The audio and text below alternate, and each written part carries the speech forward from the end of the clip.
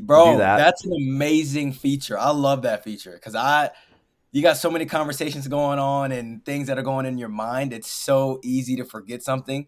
So, bro, I'll schedule a text a week, 2 weeks, even a month out just so I know I don't have to worry about it anymore. That is amazing. Dude, 100%. I can't tell you how often I have really great thoughts and ideas I want to share with friends at completely inappropriate times. 4:30 in the morning, midnight. I probably Yep. shouldn't text them right now. So Yeah. I usually just text myself and then I forget to send it to them later. So I just have this whole thread of all these ideas and things I should have texted people and forgot. So I'm super excited about the scheduling feature too. That's coming out in the next update. Yeah, I don't know what if they're I don't know if it's September that they're releasing the next major iOS update or if it's going to be sooner than that, but next couple months. Yeah. Yeah. That's awesome, man.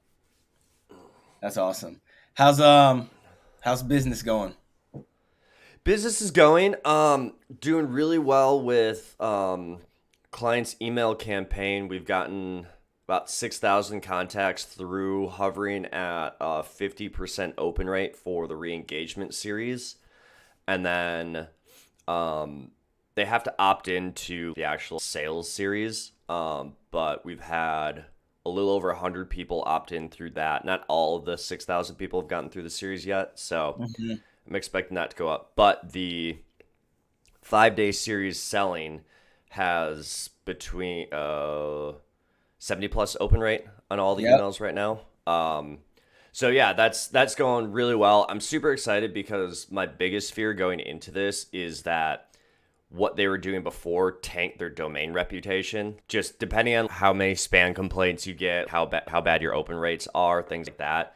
The email gods will actually mark your domain as spam, and that's really hard to inbox. And usually, if your open rates are consistently under 12 to 15%, there's no perfect line on it, but generally speaking, if your email rates are under that 15% mark, there's a good chance that you are ending up in spam. And if they're under 10%, Mhm. that's a pretty good chance that either you're just majorly doing your email wrong or you have a spam reputation. And he was getting most of his stuff was under 10%. So, oh my God, this is going to be a slog. Yeah. But thankfully, that doesn't seem to be the case because there's no way we'd be getting this high of an open rate already because I just started. And one of the other things that a lot of people don't do that could really help them out with email is basically just stacking the deck in their favor by when they re-engage their list. You start with the people most to open and respond, and then you go to colder. You just don't blast stuff out to your entire list or just pick random segments of a couple thousand people to start sending it to. Mhm. Um, you start and stack in your favor. That way, you have this reputation of people opening and responding to your emails as you go out to these farther and farther people who haven't opened it for a while. And then you Yeah. have a better chance of ending up in their inbox rather than going to spam.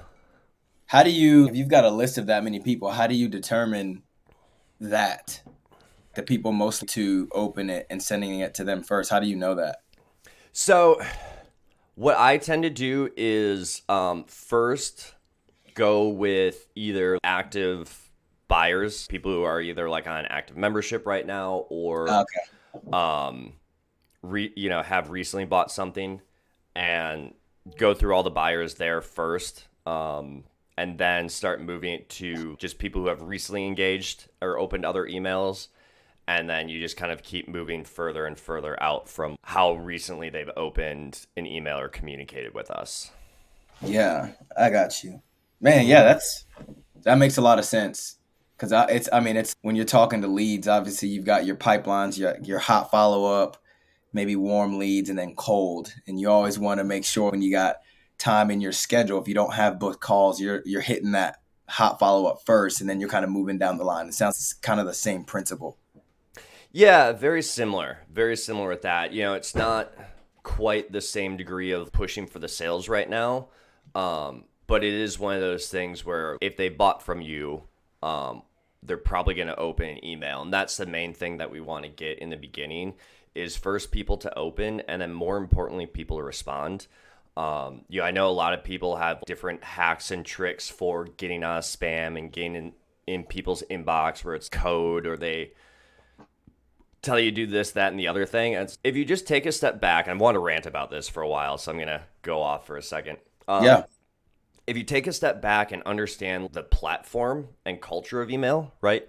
Email is one of our oldest forms of quote unquote social media. And the majority of the way people use it, especially in the business sense, I mostly work with business coaches and people who work with other business owners. We use it every single day for business purposes, whether, for any number of reasons. And the main way that we use email is a two-way communication. And so many people, when they write emails for themselves or for their clients, they look at a similar megaphone as Facebook or Instagram or TikTok or something like that, Yeah. where it's just outwards. But that response and that engagement is so important because that's what the email gods kind of look for, especially when you're talking about getting the primary folder versus the promo folder or promo tab that they Yeah. have. They want to see that you're communicating back and forth because that's how most people use email. So if they're seeing that you're sending out a bunch of emails, no one's responding to it, then it's, oh, this is very clearly promotional business stuff that people probably really don't want to hear from. So now you're going to start ending up more and more in the promo tab and eventually the spam folder. But if you're getting people to reply to your emails, especially in the beginning, that shows Google, Yahoo, Microsoft, any of those guys, oh, hey, they actually want to hear from this person because they're interacting and engaging. It's that back and forth. So when you can start to do that and get people to reply right away, and I'm talking, and the other thing I hate is so many people, they'll send the first email and they'll be like, just reply with I got it or I'm in or something. Yeah, that works, but you lose so much. I don't know, get them to ask what their biggest problem is or, what's something something that actually is going to get you a little bit of information, actually start a conversation with them because Mhm. you might have a few more emails in the series, but hey, if you reply to them once or twice, that's going to go a long way in building that relationship and building that trust, and that's such a great way that you can utilize both, more automated follow-up stuff and keeping that kind of human touch in there. So I to try to use those responses and getting them to reply as not quite sales indicators, but at least someone who's willing to go a little bit deeper, right? So yeah, I'll probably get fewer replies if I'm asking a question. Hey, what's your what's your number one problem with X, Y, or Z? But the people Mhm. who do respond, I can actually, or the SDR can actually have a sales conversation of get them into whatever, or do something, or book Mhm. out a call, or something like that. So it's a lot more powerful to do it that way. Um, but overall, it's just so much simpler than a lot of people make it out to be. Mhm. With getting open rates and engagement rates up is just send stuff worth replying to is really, really the biggest thing and the easiest way to get started with it. But Yeah. it's it's fun. It's really cool. The thing I like too with email is that I can write in a serialized narrative approach, almost like TV series, so that each email is kind of its own episode, but the entire series is a season of Breaking Bad or Game of Thrones or stuff like that, where it has a theme throughout. You have to stay till the end to kind of get the finale and know what's actually coming. There's different little subplots and sub stories within it, that'll keep you engaged, which I think is really cool. I've found to be very effective too. I mean, most of the time when I'm writing emails for clients, the open rate throughout the series hovers within 5%. So, like, all of our re engagement emails are between like 45 and 55% open rates, or maybe it's 40 and 50% open rates now. And then the sales series is all between 70 and 80% open rates, which tells me that the people who are reading the first email are coming back and reading more. Mhm. I think that's a really cool thing that really shows that you're in that relationship and that connection with them if they keep wanting to come back for more. Yeah. No, that's good. A lot of the stuff that you're saying resonates with some of the things that I've kind of been walking through, and there's a lot of similarities and parallel there. The biggest one being just rapport building and building trust and actually sending things that are worth responding to, I think was the words that you used. And man, one of the things that I've learned even in sales and in business is like we've got to just simplify everything. You have to understand on the other side of that text, on the other side of that email is a human.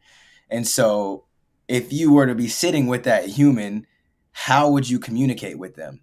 Because when you read it's no wonder all these emails end up in the promo folder, because of when you read them and the way that they read, and they've got all the graphics and the 50% off, da, da, da. There's so many sales and discounts going on all the time. What makes you think that yours is going to stand out amongst all the other people that are going to be promoting business?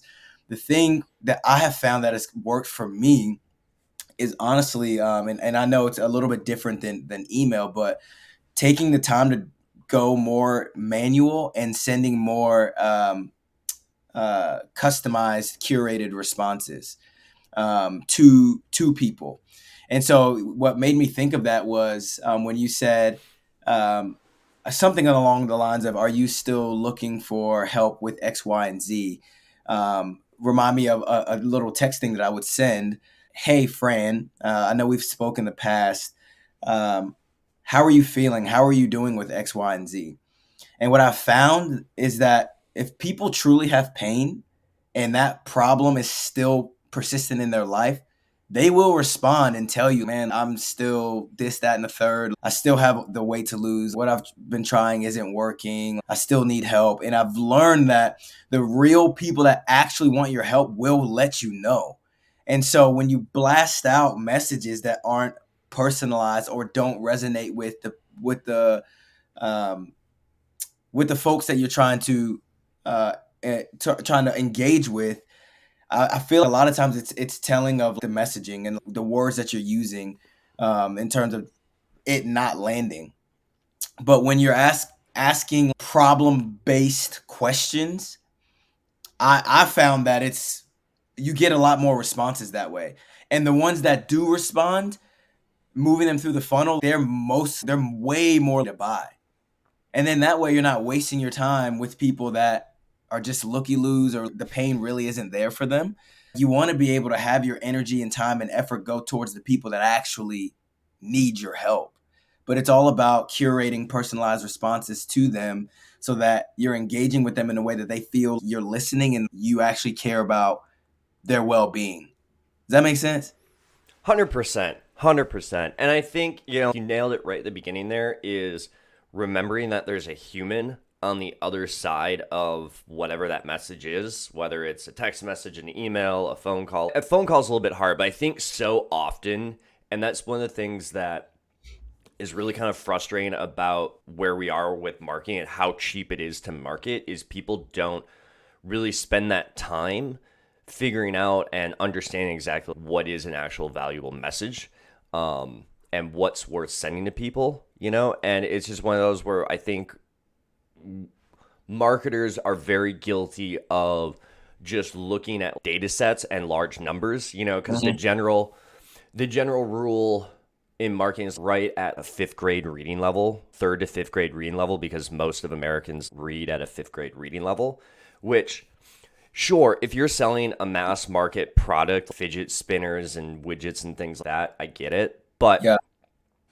if you are, I'm very big on this in the business industry, is if you're sending these fifth grade level emails or messaging of any kind, you miss so much nuance and so much depth that someone who actually has a brain and has been successful is going to look at that and be like, "What are you, a child? What? Yeah. Or do you think I'm a child?" Kind of thing. I see so many marketing messages that come through and the way they're talking. It's, do you realize I can turn on a computer? Yeah. Yeah. And I hate the justification for it because everybody's attention span is so short and this, that, and the other thing. So why do you want to attract people with short attention spans to try to talk them into doing a hard thing that's going to take a lot of attention and a lot Yeah. of focus and a lot of efforts? If Right. that's always been my big thing when clients tell me, "Oh my God, your emails are too long," because I typically write somewhere between 500 and 1,000 word emails where Generally speaking, most are 500 words is max, and they try to keep it under 250 words. If someone can't finish 1,000 word email, do you really think that they're going to go through your course? Right? Do you think they're going to actually do the work to get the result that is going to help, build your business up? Or do you think they're going to be another person who buys it, comes in, oh my God, this is way harder than you made it sound. I Yeah. want a refund, or they're just going to piss and moan to other people about how it's too hard, this, that, or the other thing, right? So it's remember that person on the other side and who it is that you're actually talking to, and yeah, try to help them, because I think so many marketers, business owners, business coaches have this weird, unrealistic expectation that just because they said something, that it's important that everybody should listen to it. I can't tell you how often do you see a video or a post on Facebook or something like that from some kind of business owner that starts off with the first 3 or 4 sentences all whining all about them or something like that. Why would any customer read this and think, yeah, I should keep reading to find out what's going on here? This has Mm. nothing to do with me. I don't care Yeah. about this. Yeah. Yeah. No, I think that goes into who understanding who your avatar is. You really, you really do need to understand who you're talking to, who you want to be talking to, who you want to be working with. Because to your point, the problem with businesses, some businesses, is that it's all about closing as many deals as possible. Which obviously, sales, in my opinion, is the lifeblood of business. No sales, no business. You got to sell, right? But what you also want to do when you're thinking about your business is reduce churn as much as possible. So if you're only focusing on front end sales and you're signing up people who are not ideal for your product or service, your churn goes up on the back end, and now you're having to backfill on the front end just to keep up with what's going on because you're losing as many people as you're signing up. And the most simplest way to fix that is sign the right people up on the front end, so you know the people that you're working with are going to stay with you long term because they're the right client for you. You cannot serve everybody. You cannot serve everybody, which is why marketing and the way that you reach people cannot speak to everyone. And so the nuances of who you're talking to and the whole idea around the riches or in the niches is so true, because as soon as you dial in a marketing message that resonates with someone specifically, they are going to be way more bought in than you spending all the money on the retargeting and blasting them with this, that, and the third. And then you've got a really good closer who's able to just get them into the program, and you find out that they're not a good fit. And what you end up doing actually is hurting yourself, because now your reputation is that what the thing that they've been sold into doesn't work. And that may not be the case. It just may be you had the wrong person in your product or service from the get-go. So it was already setting you up for failure. There would have been nothing that you could do to turn that around because you didn't have the right person to begin with. And so really understanding your avatar and understanding who you want to attract is super important. And a follow-up to that would be doing, and I've talked about this before, net promoter scores, surveys, things of that nature, so you can get data from people that you're currently working with who hopefully you're getting results from, and you're understanding the psychology of why they picked you over other people, what was easy for them, what was hard for them, what you could improve on, and use those responses, because those are the types of people that you want in your program that you're getting, or your service that you're getting results for, and use that in your marketing so you know that you're talking to those types of people. And so you can't forget about the people that have already bought. In fact, I would argue that they're probably the most vital people in your business, the ones that have already been sold, because you're getting real-time information from them to then go back and fix and address marketing, split test different ideas and things of that nature so that you can get more people them. And so it's that whole idea of, all right, the top 20% of our customers who pay us the most, and we're getting really great results from, what do they have in common? How do they think? Where are they coming from?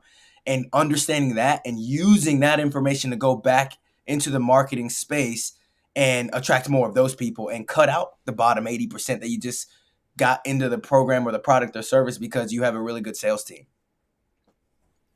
100%, 100%. And I think that again nailed it right there with thinking about the right customer and what so many people just don't. I love mental models and frameworks and Yeah. things like that. And there's a great Yeah. one called second order thinking, second order consequences. And that's why I actually named my business third order marketing to kind of embody that point of so many people only think about the immediate effect of their decision, right? Oh my God, I advertise more, I get more leads, which means more sales. Hmm. But what they don't realize is that when you advertise more, you're going to colder market so that it's going to be more expensive to acquire those customers, which is fine. That's part of scaling. But in the beginning, that could be the difference between profitable and not profitable. Hmm. What you're talking about, finding having the wrong person there, all the extra infrastructure you have, whether it's hiring additional coaches, VAs to do onboarding, different systems. I had a client who they just had to have so many extra systems because they were trying to go after these different markets, Mm. and it was just ridiculous and stuff broke all the time. It's, hey, you're only getting 20% of your sales from these people. What if we just stop marketing to them, focus on these other people that are making you more money and there's more of them and Hmm. closer to who you are? Yeah. Because right, that was the big thing. The two different market, it's a healthcare, so it's nurses and doctors, and they don't get along very well. A Yeah. lot of doctors look down on nurses, and a lot of nurses think doctors are pretentious assholes. Right? That's Yeah. just kind of the nature of that industry. It's, well, if we just focus on one and put messaging all around one, now we can speak directly to them and make them feel more heard, seen, and their problems. Because also these two different audiences, while very similar, have very different problems that they need to solve to make this Right. thing work, right? Right. Different licensing and regulations, stuff like that they have to go through. Um, and when you can more closely align with that, yeah, it becomes so much easier. Because the other thing that people don't realize too is if you find people that you're working with that have similar kind of views, philosophies on whatever the thing it is, whether it's how to run a business, how to be healthy, right? Because I mean, we see that all the time in the health stuff. There's a million one different ways to lose weight and get healthy. It's just what way fits with your lifestyle and your views. Yep. So when we can get closer to that, it also makes sales much easier because now you're just talking to friends, right? It'd be sitting down and you and I jamming about working out and nutrition, stuff like that, and just talking about all the things that we doing that are the same thing. Oh yeah, I've done that workout too, or oh I love doing heavy squats as well, blah blah blah. And then at the end, all you have to do is, hey man, by the way, I've got this product that's really, helped me take my squat from this to this, or, I finally lost those last 15 pounds. You want to check it out? Right? And now it's such an easier conversation rather than someone who you're trying to convince a vegetarian to go Hmm. freaking paleo or carnivore and shift that whole mindset and all those things. So you're absolutely right with getting closer and figuring out who it is that you really want to serve and target. Because I think the other thing, too, a lot of business owners forget is that you're small. There's no scale really isn't a thing until you're hitting probably 10 million a year in revenue, right? Hmm. Under that, you should be able to do up to 10 million in revenue without really thinking about scale because there are so many people. I mean, you get 1,000 people to pay you $1,000 a year. That's $1 million a year business, right? So even bumping that up to 10,000, that's what, okay, that becomes a $12 million a year business. 10,000 people, that's not even the size of a small city, Yeah. right? Yeah. That's 0.02% of the US population, something like that, maybe even smaller. So you don't have to worry about scale. I'm sure you could find 1,000 people. Yeah. So go for the ones that really, really resonate with you. And it's hard too. As I'm working on my new offers for both email and content stuff, sitting down, figuring out who exactly the right people are, it's really hard. It's really hard Hmm. because it requires you to actively say no to certain people and some business. It's, oh my God, I would really love that money right now. But the thing that Yeah. I've found doing the freelancing thing, if you pick the wrong client, they're actually going to cost you money, right? I've worked Yeah. with clients in the past that, they pay me a certain amount and then that scope creep happens or they switch their mind or want to do this other thing. And then all of a sudden, what should have only been taking 10 hours a week of my time is now taking 20 or 25. Hmm. And I don't have the time to do other business growing activities. And Right. when you find the right customer, because I'm experiencing that right now with the new email client I have. Hardly hear from them. They're just like, yeah, everything is good. I read a couple bit, but I know what you do. So you're the expert here. Just do it. Let's go. That's awesome. You find the wrong client. It's, well, I read this line here and I'm not really sure about that. And then there's 10 different comma splices that I found and this, that, and the other thing. And not for me. Not for me. So I totally agree with all of that there, and especially figuring out exactly who you want to work with and who you want to serve. Because the other thing too is the really cool thing about this whole internet money, internet business stuff. Like I said, finding 1,000 people within the entire U.S. when you don't have those physical limitations. That's Hmm. super easy to do, right? Most people could probably put together at least a $70 to $100,000 a year business working part time. It's Yeah. not going to come as quickly as they think it will, but No. Yeah. um, a few years back, I kind of scaled things and I was working part time, essentially making more than most people working full time. And that's super cool to do. And that's the other thing, too. I think a lot of people, and I'm very guilty of this, and this is kind of something that I'm working through right now, is we also get kind of bombarded with this whole idea of build this big business that scales, grow Yeah. to 5, 10, $15 million a year and these Yeah. $150,000 months. And so that's awesome if you love the game of business and Yes. that's what you want to do. Yeah. But for most of us, that's probably not what we love to do. And we don't want No. to do that. And once you kind of get into it and see everything that goes into it and all the time and effort that it takes to put into that business up front, Yeah. to get it to those points, is just not really for most people. And they would be Yeah. a lot happier if they would stop focusing on that and just learn a skill and get pretty good at that and learn how to promote yourself because Yep. now with social media it's easier than ever and you just put your face in front of a camera and you could probably be making 60 to 100 grand pretty quickly. And depending on where you live in the US, that's Hmm. more than enough. Or at the very least where I think we're going to see a lot more of coming soon is people just doing a TikTok shop or some kind of affiliate marketing or little side hustles where they maybe spend 5 hours a week and it brings in an extra $1,000 or $2,000 a month.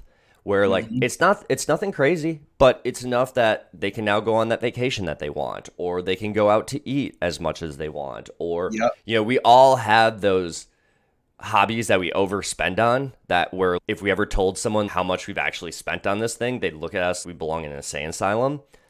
But I think you're going to see more people start little side hustles that to fund those hobbies rather than get in fights with spouses or not have to pay the or not be able to pay the electrical bill because he accidentally splurged on a new set of golf clubs. Yeah. Bro, man, I love that. And it's why I love business and how it's being done today because it allows people so much more freedom. And I know you and I've kind of talked about this in the past, but I feel with the new construct of how business can be done today, the whole burn the ships mentality doesn't really reign true anymore. You don't have to do that. I'm a prime example. I've had daytime jobs while building something on the side, and it's been great, and it's brought in extra income for our family without sacrificing everything to make it happen. You know what I mean? And so for people out there that are in jobs that they have to be in because obviously we've got bills to pay, you got to take care of yourself, your family, whatever, but desire to either make more or they just have passions outside of what they do for work. There's so many things out there that you could do on the side and relieve yourself of any pressure of becoming the next Elon or the next Jeff Bezos or the next uh, Apple guy. I forget his name. I just Steve Jobs. Yep. Like You don't need to be those guys to have an incredible life. You know what I No. mean? And the other thing too that a lot of people don't realize is they don't necessarily have incredible lives. That's Elon, true. in The his recent trade-offs that they've biography, made. right? I don't think most people want my mind. It's not a place most people want to be. And basically saying he's very much a tortured soul, and most of those guys at the elite levels of anything, whether it's business, sports, as a doctor, anybody who's at the top of their game in anything, almost always the rest of their life is in shambles, which Yeah.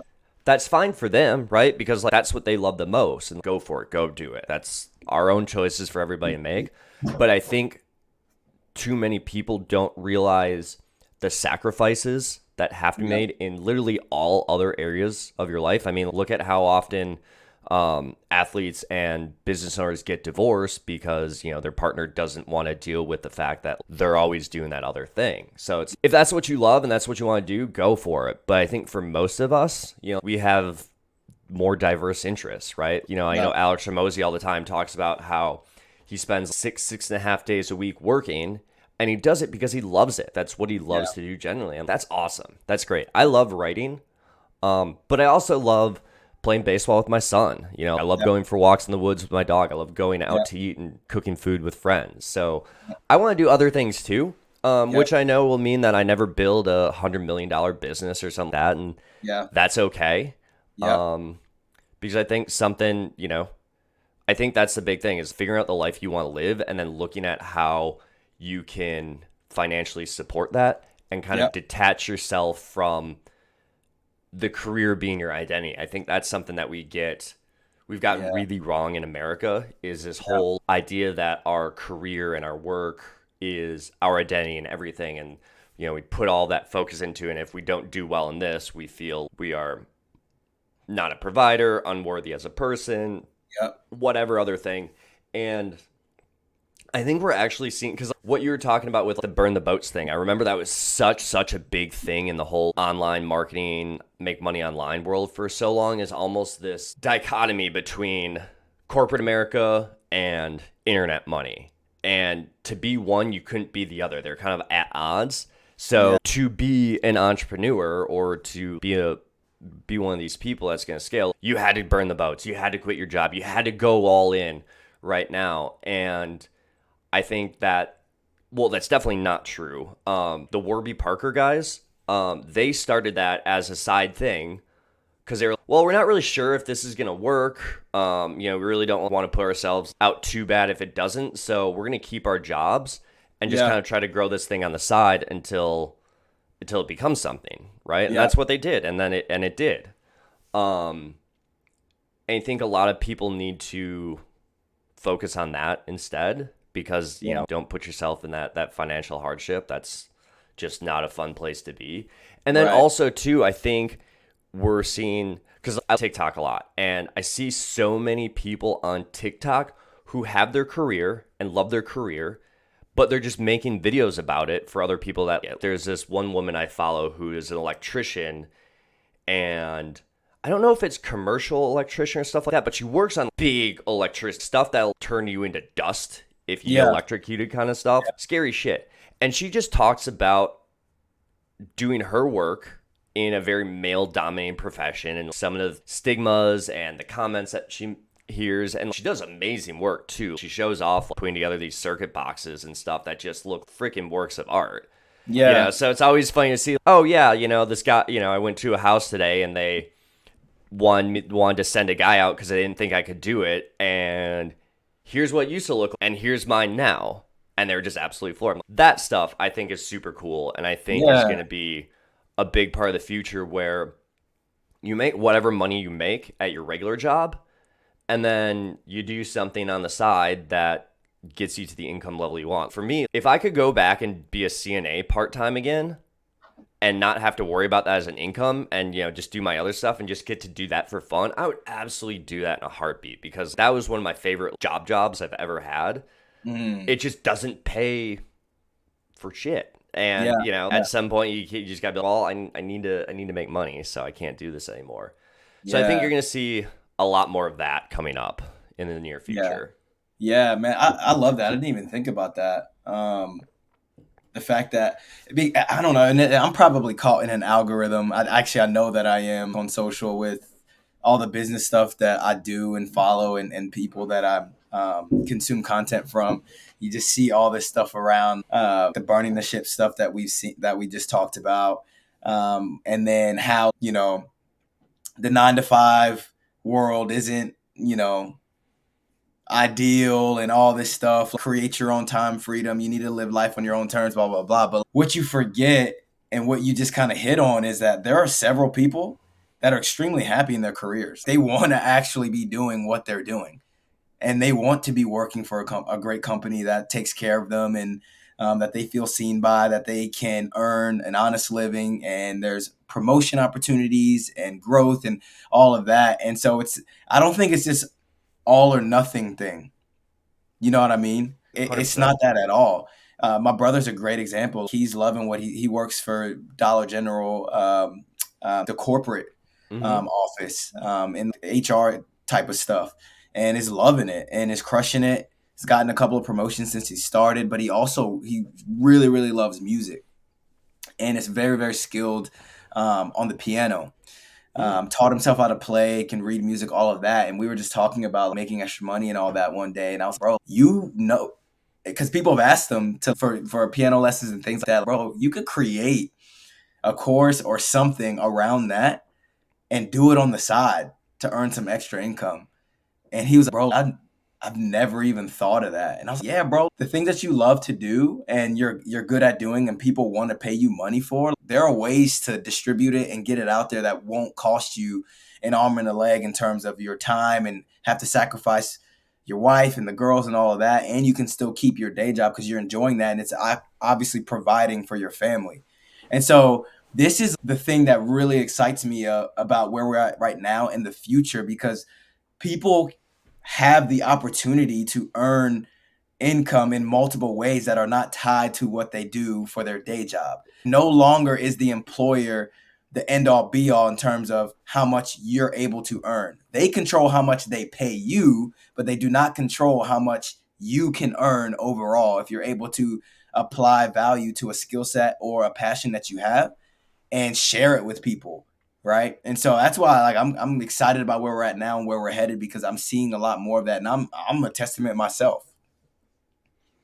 Yeah, I 100% agree with that. I think it's so cool that that's where social media is really amazing, and I hope we're gonna start seeing more of this now with the TikTokification of social media, where everything now is, because you mentioned getting into that business rabbit hole. A lot of people fall into that because most of social media is based on a follower graph where you see content from people that you follow. So it kind of becomes that echo chamber.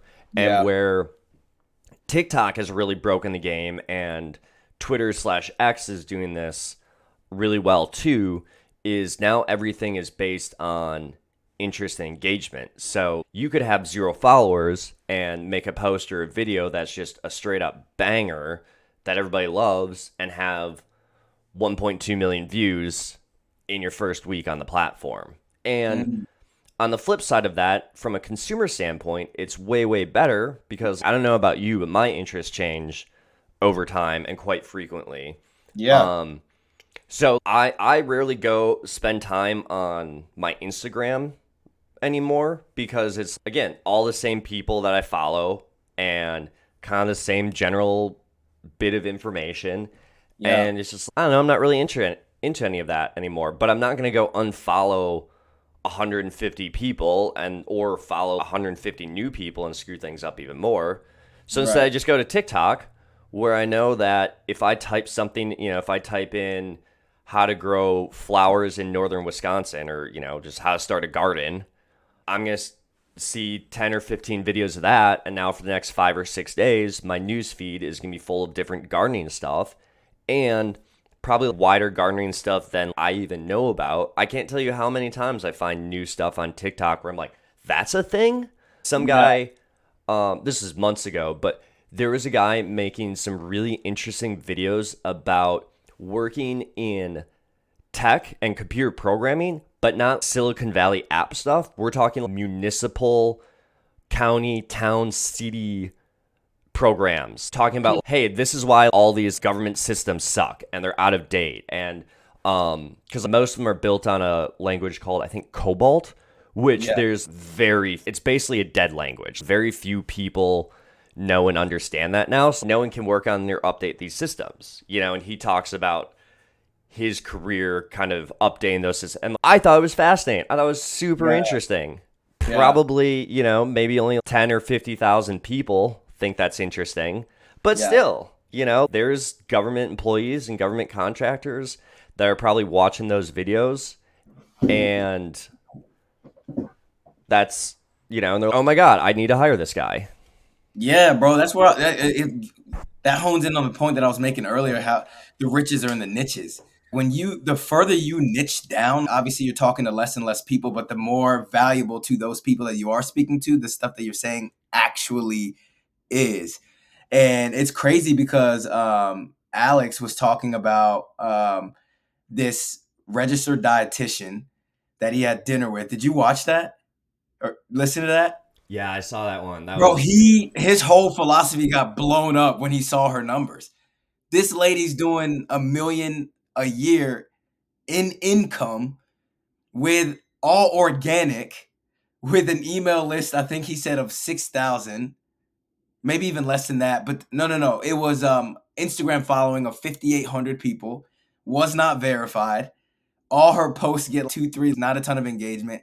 And her email list is maybe half that. And it's doing 1 million net. And so the riches and the niches thing is not just some it actually is true.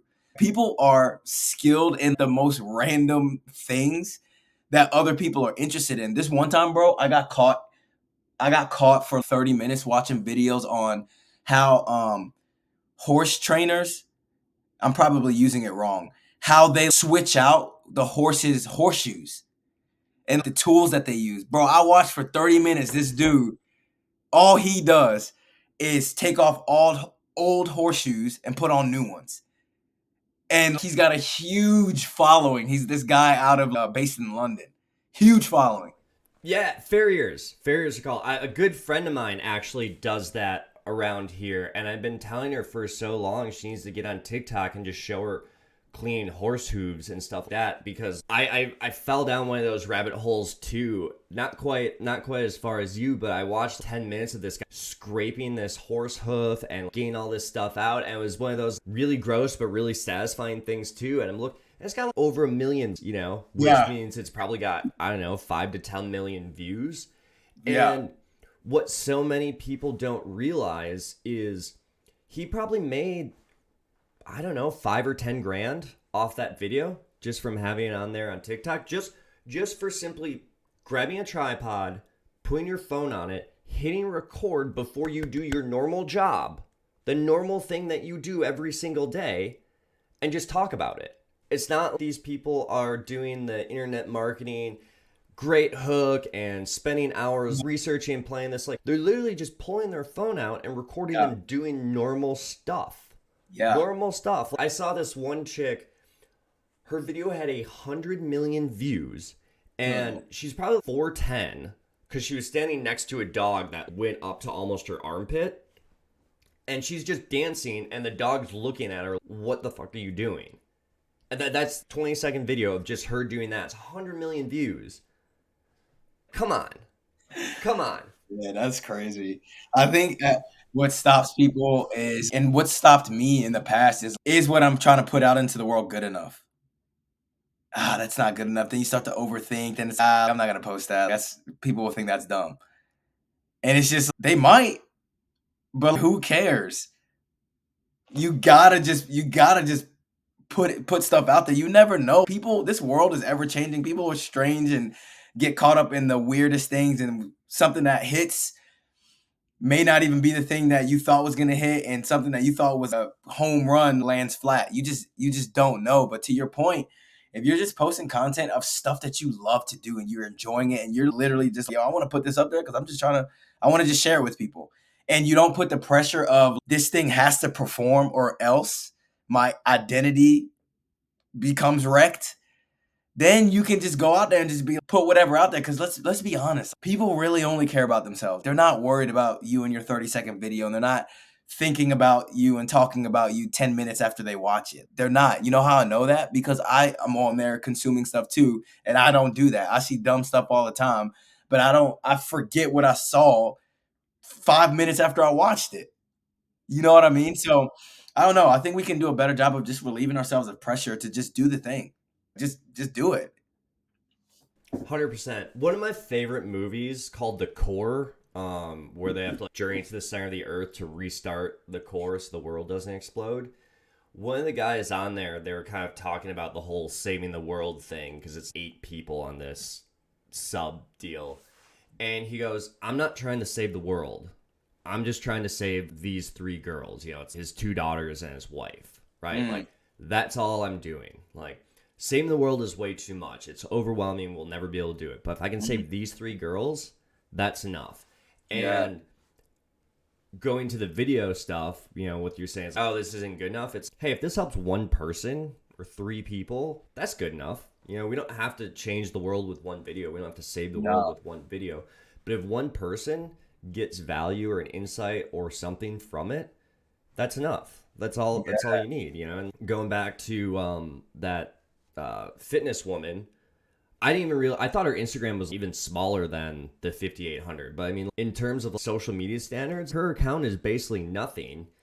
And the views that she gets, because I think he was talking about get less than 1,000 views per video, which again, most people would think that they're shadow banned or that there's something wrong with their account if they're getting that few views. And here she is just talking about the one thing that she absolutely loves to people, a very, very specific people, right? Going back to what you said on find your right audience.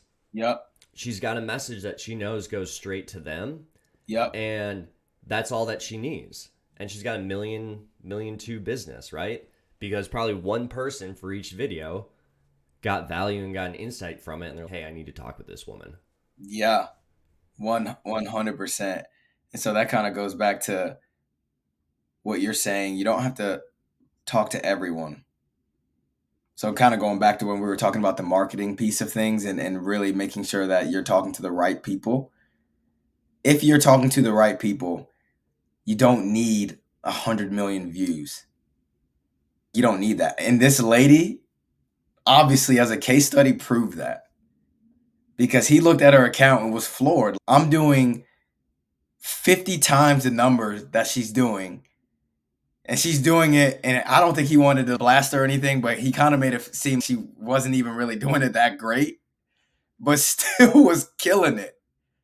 And so I think that's proof of concept in terms of, hey, if you're bringing value to the right people, that's all that matters.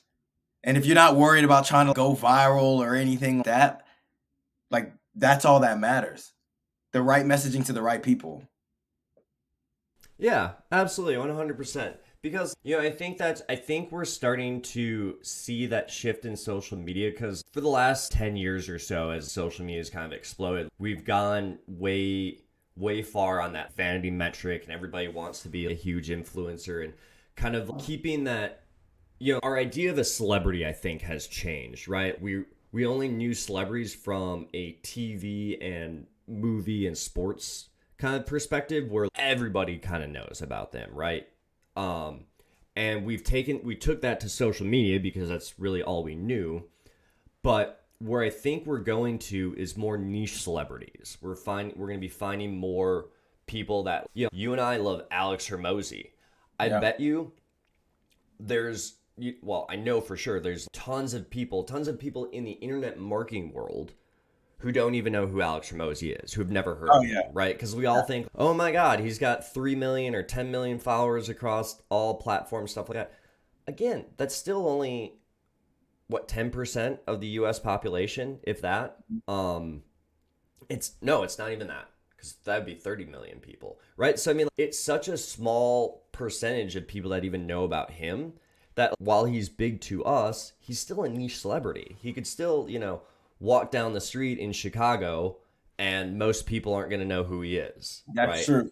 It's Yeah. not Matt Damon or, Right. those guys. So I think that's what we're moving away from and going towards because, again, he talked about it too. He's, oh yeah, my view count went up when I went to these wider and wider topics about relationship and dieting and my training stuff and things like that.